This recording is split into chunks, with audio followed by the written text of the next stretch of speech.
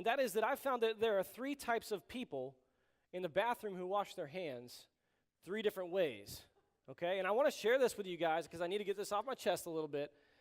And so the three ways, they all have names. So the first one is the phantom. And the phantom is the one where you know that someone's in the bathroom with you, but when you turn around to go wash your hands, they're gone, right? And they just disappear, and you see just a swinging door where they're supposed to be. And I don't know if these people are just exceptionally busy, or if they maybe believe that they're going to create an ultra germ or like massive virus by washing their hands, because that's a theory that's out there. I can respect that a little bit if they think that's the case, but I don't know what's going through this person's head, although I have to admit, for much of my life, I was that person.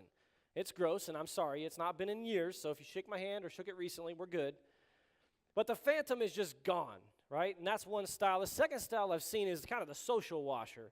And you can probably guess this is the one that really they're at the sink, and they're kind of looking over their shoulder, like making sure, like, am I alone? Because if I'm not, I better wash my hands. And if they were alone, they might even just jet. They might be a phantom. But because there's kind of pressure on them, they stop and they wash. And they might they might wash like a little bit. Like if there's an automatic and it takes a while, they might not even get water on their hands. You know what I mean? They might just try it out and like hit stuff, and they're like hitting the soap thing, but nothing's coming out, and they're fine with it. When it comes time to drying, if there's an automatic dryer, you know they're not staying. There is no time for that. They did their thing already. They're probably going to do one of these on the way out, right?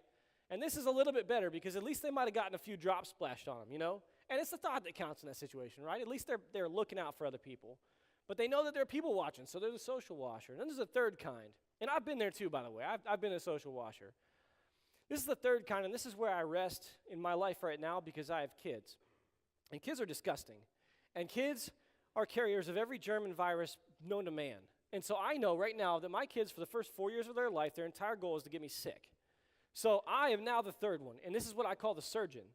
And this is a person who walks in, and they know, like, when they go up, they know what they're doing, and you see them get in the zone in almost like a good wide base, like a good stance, you know, and they get up to the sink, and they're testing the water because it's got to be hot, right? So they don't even mess around if it's cold. They just stand and wait, or they hold their hand there. They probably take the rings off, set that stuff aside because they don't mess around. When the water comes on, they pre-rinse, and this is important. You pre-rinse the stuff off first so the soap works better. And then you see them get the soap, and it's way too much, but they know what they're doing. So you're like, okay, whatever, I'll just wait. Sometimes it's not enough, and they actually like pull Purell out of their pocket.